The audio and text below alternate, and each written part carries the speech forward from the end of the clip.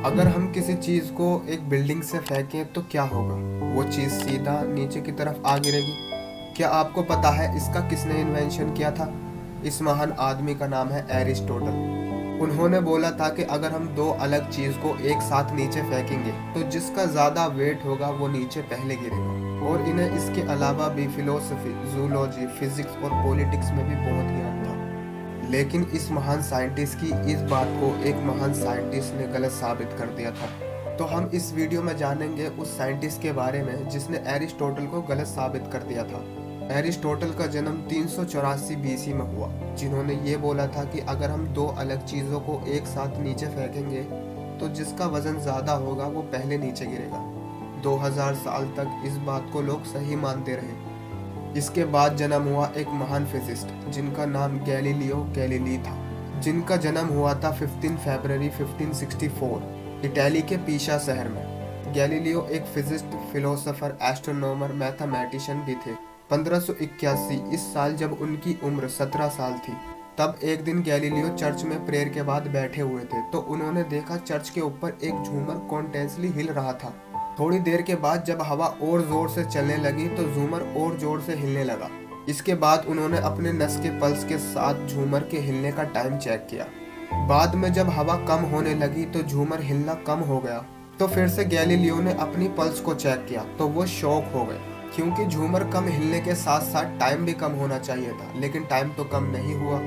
इसके बाद गैलीलियो घर लौटे और खुद से ये टेस्ट करने की ठान ली। इसलिए उन्होंने बहुत से लोहे और शीशे के बोल लिए और रस्सी के साथ बांधकर बहुत सारे पेंडुलम बनाए और अपने दोस्तों के साथ मिलकर टेस्ट करने लगे। जिसके बाद उन्होंने देखा सारे पेंडुलम का टाइम एक ही आ रहा था, चाहे वो पेंडुलम किसी चीज से भी बना हो। बाद में उन्होंने रस्सी की लंबाई को और बढ़ा दिया, जिसके बाद गैलीलियो ने देखा लंबाई को बढ़ाने से पेंडुलम हिलने के टाइम में फर्क आ रहा था। इसका मतलब है टाइम लंबाई के साथ प्रोपोर्शनल है। इसके बाद गैलीलियो को यह बात समझ में आ चुकी थी, जिस तरह पेंडुलम की बॉल का वेट उसके हिलने के टाइम उसकी स्पीड पर इम्पैक्ट नहीं डालता, और उसी तरह ऊपर से किसी चीज को नीचे की तरफ फेंके तो उस पर उस ऑब्जेक्ट के वेट का इम्पैक्ट नहीं पड़ता। गैलीलियो ने यह बात प्रोफेसर को बताई तो वो उनके ऊपर भड़क गए और उन्होंने बोला ये बात तो एरिस्टोटल ने बहुत पहले ही बता दी है कि किसी चीज के गिरने का उसके वेट के ऊपर डिपेंड करता है। और उसके बाद गैलीलियो ने बहुत सारे टेस्ट किए और इस नतीजे पर पहुंचे कि अगर हम दो चीजों को वार्डलेस जगह पर एक साथ फेंकेंगे तो दोनों ही एक साथ गिरेंगे, चाहे उनका वजन जो भी हो। इस बात को साबित करने के लिए गैलीलियो ने पीसा के ऊपर से दो अलग चीजों को रस्सी से बांधकर दोनों को एक साथ नीचे फेंका। दोनों एक साथ ही नीचे गिरे।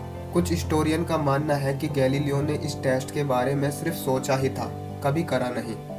और कुछ राइटर्स ने इसके बारे में अपनी बुक्स में भी लिखा था जो उस टाइम के बारे में था। गैलीलियो ने झूमर के हिलने के टाइम को चेक करने के लिए अपनी नस का इस्तेमाल किया था, क्योंकि उस समय घड़ी नहीं थी। बाद में गैलीलियो पेंडुलम बनाकर उसको टेस्ट कर रहे थे, तब टाइम को नापने के लिए उन्हें घड़ी बनाने का आइडिया आया, ताकि बाद में टेस्ट के समय पेंडुलम हिलने के टाइम को चेक करने के लिए नस का इस्तेमाल ना करना पड़े। इसके बाद गैलीलियो ने घड़ी बनाने की बहुत कोशिश की, लेकिन कभी बना नहीं पाए। बाद में क्रिश्चियन हाइजन इस पेंडुलम के जरिए सबसे पहला पेंडुलम घड़ी को इन्वेंट किया, जो लगभग 250 साल तक लोगों को टाइम बताने वाली सबसे अच्छी घड़ी हुआ करती थी। गैलीलियो गैलीली को 1609 में टेलीस्कोप के बारे में पता चला। तब उन्होंने अपना खुद का टेलीस्कोप बनाया और उसमें बहुत सारे सुधार भी किए। गैलीलियो ने टेलीस्कोप का इन्वेंशन तो नहीं किया, लेकिन वो पहले इंसान थे जिसने ऑप्टिकल इंस्ट्रूमेंट से यूनिवर्स को स्टडी किया। गैलीलियो ने बोला था हमारे सोलर सिस्टम में मिडल में सूरज है, जो सारे प्लेनेट उसका चक्कर लगाते हैं। ये बात पहले निकोलस ने भी कही थी, लेकिन किसी ने भी उसकी बात नहीं मानी।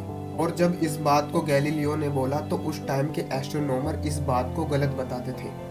जिसके बाद 1615 में रोमन चर्च ने इस बात की जांच की और गैलीलियो की इस थ्योरी को गलत बताया, क्योंकि ये थ्योरी बाइबल की कुछ बातों का अपमान करती थी। जिसके बाद गैलीलियो को दोषी माना गया और उनको मजबूर किया कि वो सबको ये बताएं कि ये थ्योरी गलत है।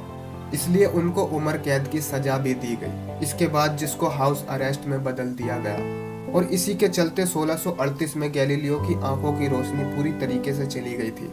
और इसके सिर्फ 4 साल बाद 8 जनवरी 1642 में इन महान फिजिस्ट की डेथ हो गई। गैलीलियो गैलीली उस समय के महान फिजिस्ट थे। इस समय के पहले साइंस एक प्राइमेवल टाइम में था, जिन्होंने इस दुनिया को मैथ की सोर्सेज से जोड़ के प्राइमेवल साइंस की जड़ रखी थी। इसलिए उन्हें फादर ऑफ मॉडर्न फिजिक्स भी कहा जाता है। जिन्होंने इस दुनिया को मॉडर्न साइंस के ऊपर बहुत सारी किताब भी लिखी थी, लेकिन कभी उन्हें पब्लिश नहीं कर पाए। गैलीलियो की डेथ के बाद भी 350 साल तक उनके ऊपर बैन रहा था। बाद में साल 1992 कैथोलिक चर्च के पोप जॉन पॉल ने माना कि गैलीलियो गैलीली की वो बात सही थी और चर्च ने उस समय गलती की थी।